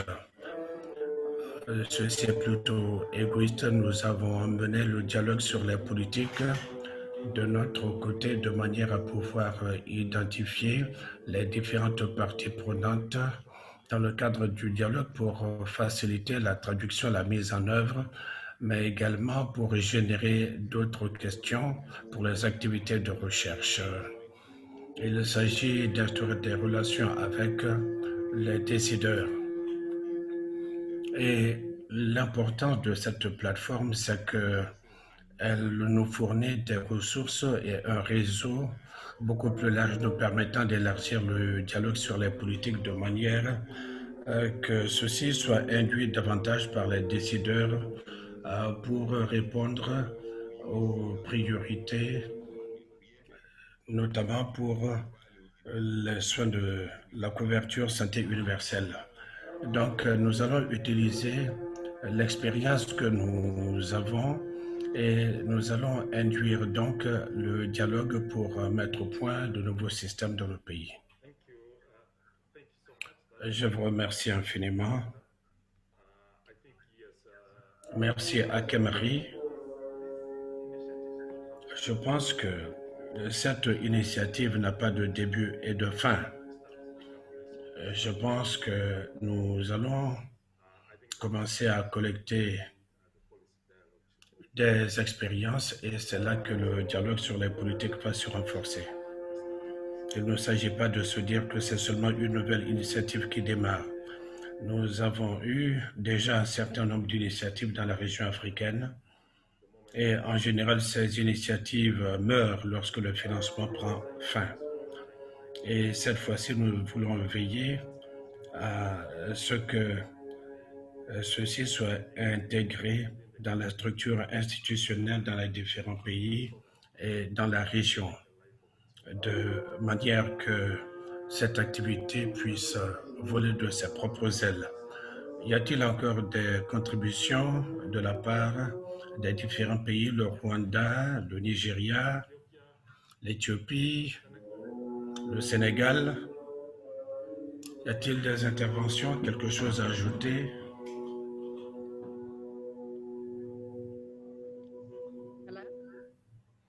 Oui. Allez-y, Hélène. Bonjour.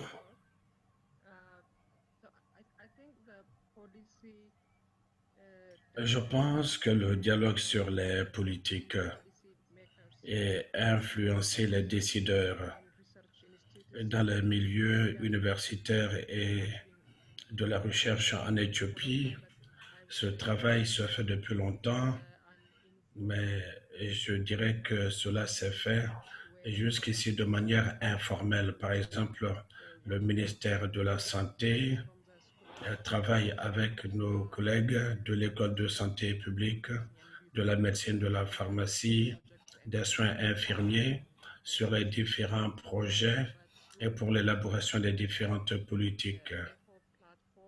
Mais grâce à la plateforme EHOP, nous espérons collaborer avec eux afin de travailler sur la production des preuves. Compte tenu de ce que nous faisons et de ce qu'ils recherchent, nous allons interpréter tout ceci en fonction de la demande, mais nous allons instaurer également des relations formelles et préparer des notes de synthèse, des notes d'orientation qui vont contribuer à l'élaboration des politiques. Je vous remercie infiniment, Hélène. Ceci est tout à fait succinct. Et je pense que ceci cadre parfaitement avec les objectifs de EHOP au niveau national. Nous allons mettre beaucoup l'accent sur cet aspect. Nous allons veiller à ce que EHOP coïncide avec ce que les programmes, les centres nationaux peuvent faire dans chaque pays. Chaque centre a naturellement son domaine d'intervention et naturellement le dialogue sur les politiques a été abordé de différentes manières, parfois de manière formelle, parfois de manière semi-informelle ou informelle. Et naturellement, aucune de ces approches n'est bonne ou mauvaise. L'essentiel, c'est que nous ayons des résultats dans les différents pays. Parfait. Serge, y a-t-il encore des questions? Non, il n'y en a pas en ce qui me concerne. Peut-être une question ou un commentaire de Geoffrey.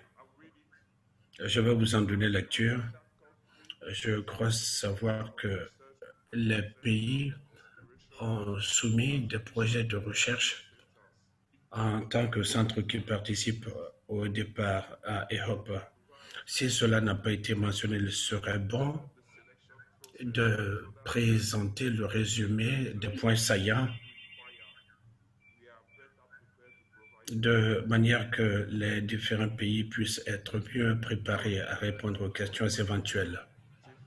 C'est une question qui a été posée par Geoffrey. Oui, je pense que ceci concerne l'identification des centres nationaux avec lesquels nous travaillons. Je pense que tel que ceci a été identifié, eh bien, nous avons lancé un appel à candidature, une manifestation d'intérêt. Il y avait un processus technique en vertu duquel nous avons passé en revue les institutions qui ont répondu. C'était plutôt difficile parce que dans la plupart des pays, nous avions plusieurs centres qui étaient candidats. Et nous étions limités plutôt par des considérations budgétaires, mais naturellement, il y avait des centres qui étaient bien outillés dans les différents pays, plusieurs centres, et dans la pratique, il a fallu se résoudre à choisir un seul centre. Et je pense que tous les centres ont reçu la réponse en ce qui concerne l'évaluation à laquelle nous avons procédé et l'évaluation qui a été faite. Si les centres n'ont pas reçu cette évaluation, on peut vous l'envoyer. Et si nous devions retenir d'autres pays, nous allons passer par le même processus. On ne va pas dans un pays pour dire nous allons travailler avec tel centre. Nous demandons donc des candidatures et les différents centres universitaires répondent. Ensuite, il y a une méthode d'évaluation, d'examen des candidatures avant de décider. Même si un centre n'a pas été retenu, il peut continuer de participer au processus dans le pays. Donc, ce n'est pas un processus exclusif. Personne n'est exclu. L'idée d'avoir un centre national, c'est tout juste pour avoir un canal par lequel passer dans le pays. Mais dans la mesure du possible, nous souhaiterions que toutes les ressources dans le pays participent au processus. Ce n'est pas parce que votre centre n'a pas été retenu que vous êtes exclu du processus. Nous allons rechercher les voies et moyens d'associer davantage de centres dans les différents pays. Parfait. Je voulais... Oui? Oui, Aminata. Oui, je pense que, frère Serge, vous avez soulevé beaucoup de questions.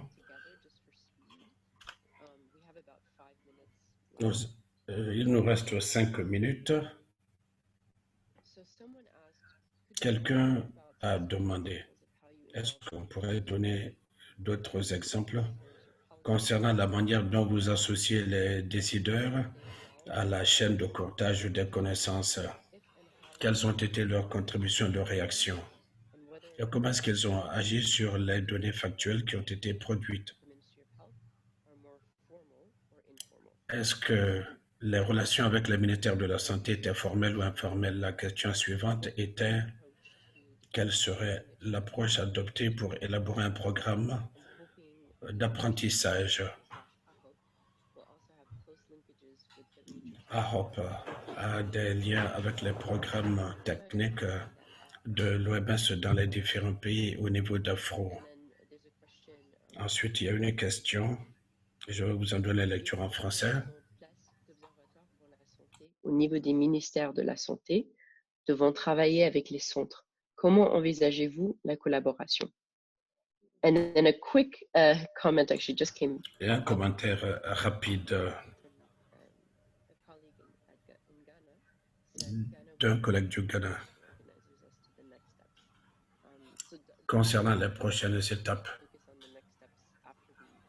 Je pense que nous allons parler des prochaines étapes quand nous aurons répondu aux questions. Oui, vous avez la parole. Parfait. Je pense que nous avons essayé de répondre à la plupart de ces questions. Je vais revenir à la question de la plateforme de l'Observatoire. C'est tout simplement une plateforme. L'essentiel du travail technique, eh bien, la plateforme est un moyen pour nous de voir ce qui se passe. Il y a beaucoup d'observatoires qui existent dans les différents pays qui sont faits des référentiels. Il y a beaucoup de gens, quand ils pensent à un observatoire, ils pensent à des données. Mais je pense que l'observatoire européen nous montre qu'on peut utiliser un observatoire, pas uniquement pour les données, mais à différentes fins. Je pense que c'est la direction dans laquelle nous allons. Toutes les données qui existent dans les différents observatoires, eh bien, seront reflétées dans cet observatoire, dans la plateforme des données, mais pas dans cette plateforme EHOP. Donc, il y aura des liens. Nous allons discuter de cela pays par pays. Nous aurons des liens qui seront renforcés avec les différents pays pour voir ce qui existe.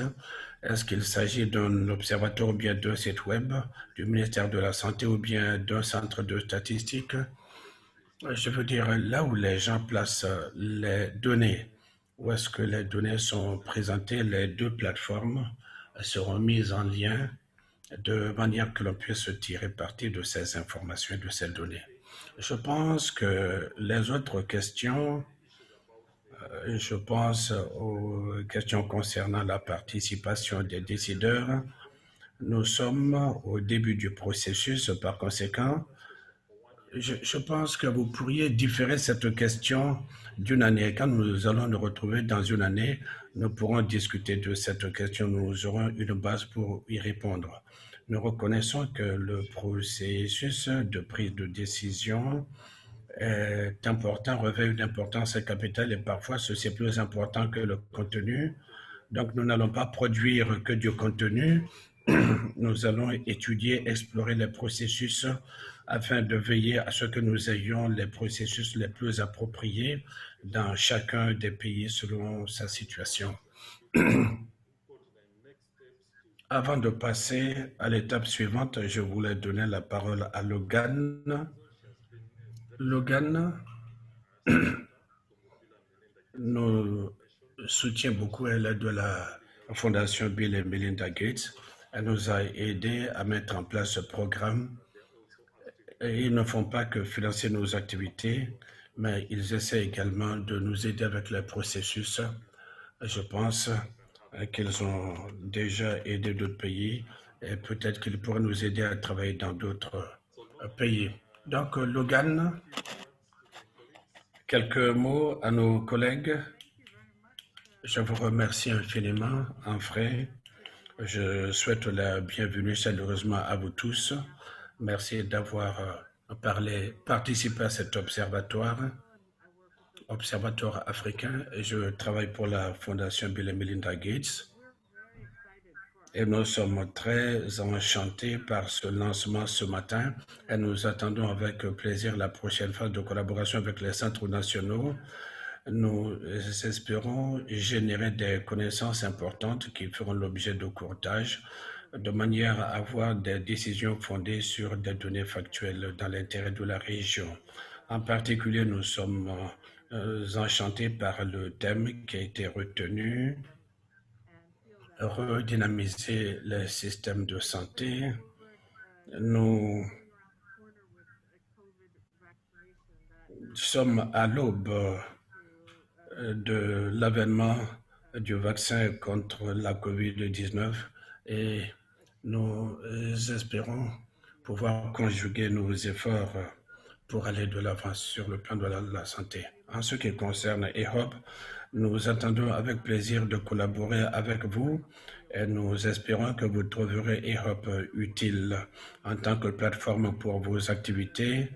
Nous entendons qu'il y a peut-être un intérêt supplémentaire en ce qui concerne la participation d'autres centres.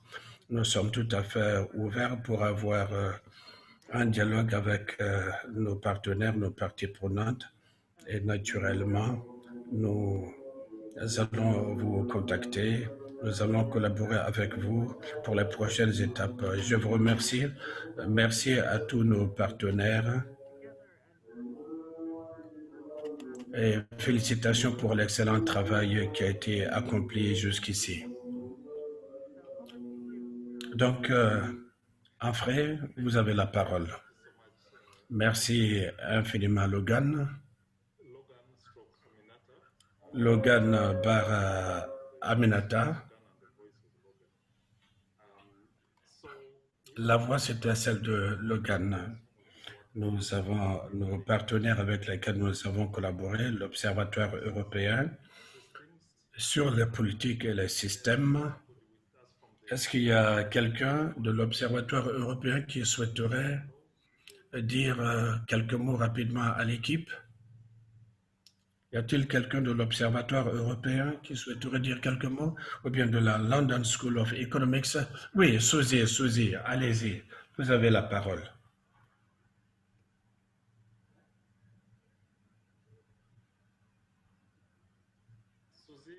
Suzy, on ne vous entend pas. Suzy, quelqu'un de la London School of Economics qui souhaiterait dire quelques mots?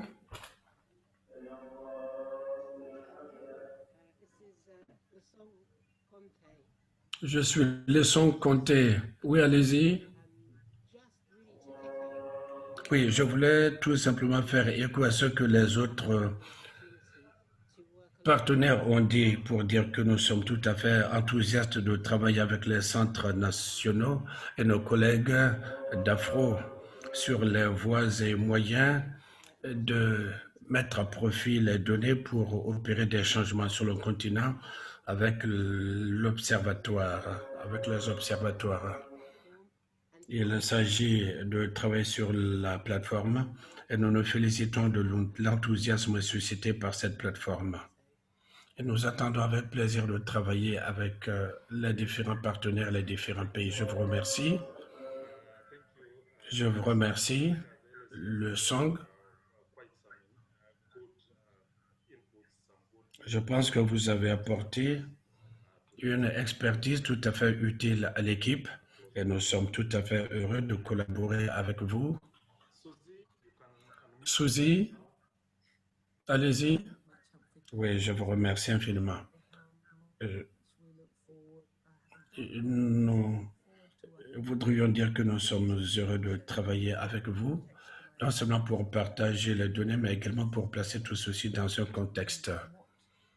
Et il s'agit de voir ce que les pays membres nous livrent également en tant que message. Ceci est très important pour nous, pour nos activités. Je vous remercie. Je vous remercie. Je remercie tout le monde. Nous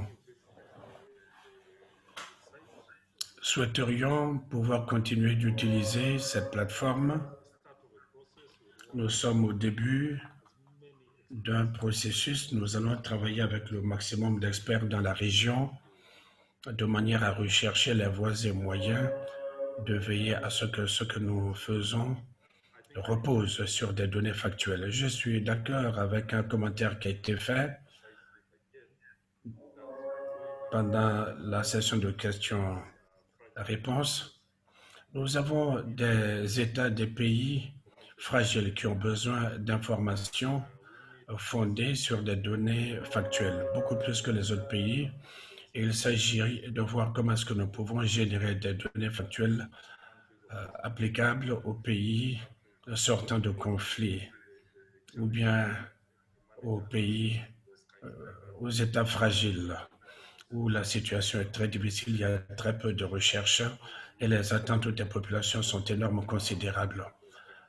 Comment se concentrer sur l'essentiel dans ces contextes, surtout lorsque l'on veut assurer la pérennité des interventions. Nous ne pouvons pas abandonner ces pays, il faut faire quelque chose pour eux et il s'agit de certaines des questions sur lesquelles nous passons beaucoup plus de temps.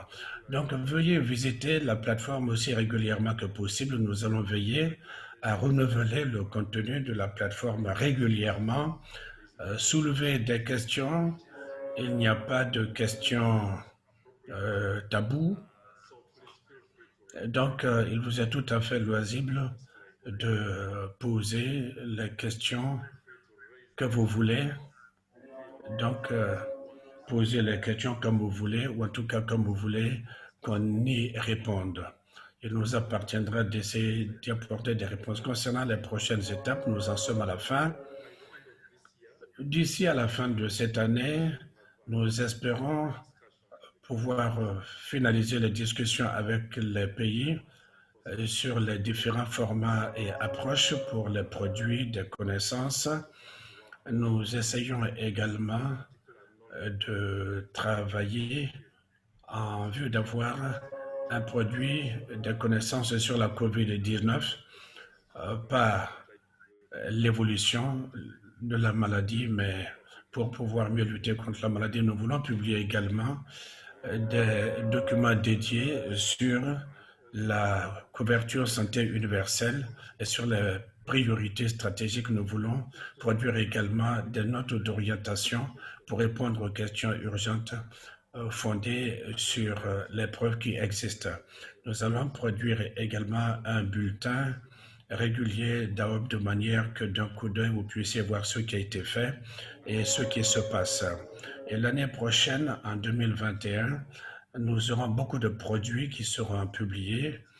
Nous aurons donc une réunion du groupe consultatif d'Europe et nous allons mettre sur pied un groupe consultatif. Donc, nous voulons avancer assez rapidement. Nous sommes tout à fait heureux de ce qui se passe. Nous sommes pleins d'enthousiasme. Nous espérons pouvoir maintenir ce niveau d'enthousiasme à chemin faisant. Donc, au nom de l'équipe d'Europe, au nom du bureau régional de l'OMS et au nom de tous ceux qui ont pris une part active à ce processus, l'équipe de communication, ceux qui ont fait en sorte que tout ceci ait lieu, tous ceux qui ont travaillé en coulisses, nous vous remercions infiniment. Nous nous félicitons de votre présence à ce webinaire et nous espérons pouvoir poursuivre les échanges en ligne. Donc, je vous souhaite de passer une excellente matinée, un bon après-midi ou bien une bonne soirée, selon l'endroit du monde où vous êtes, et nous espérons pouvoir continuer de communiquer avec vous. Je vous remercie et au revoir.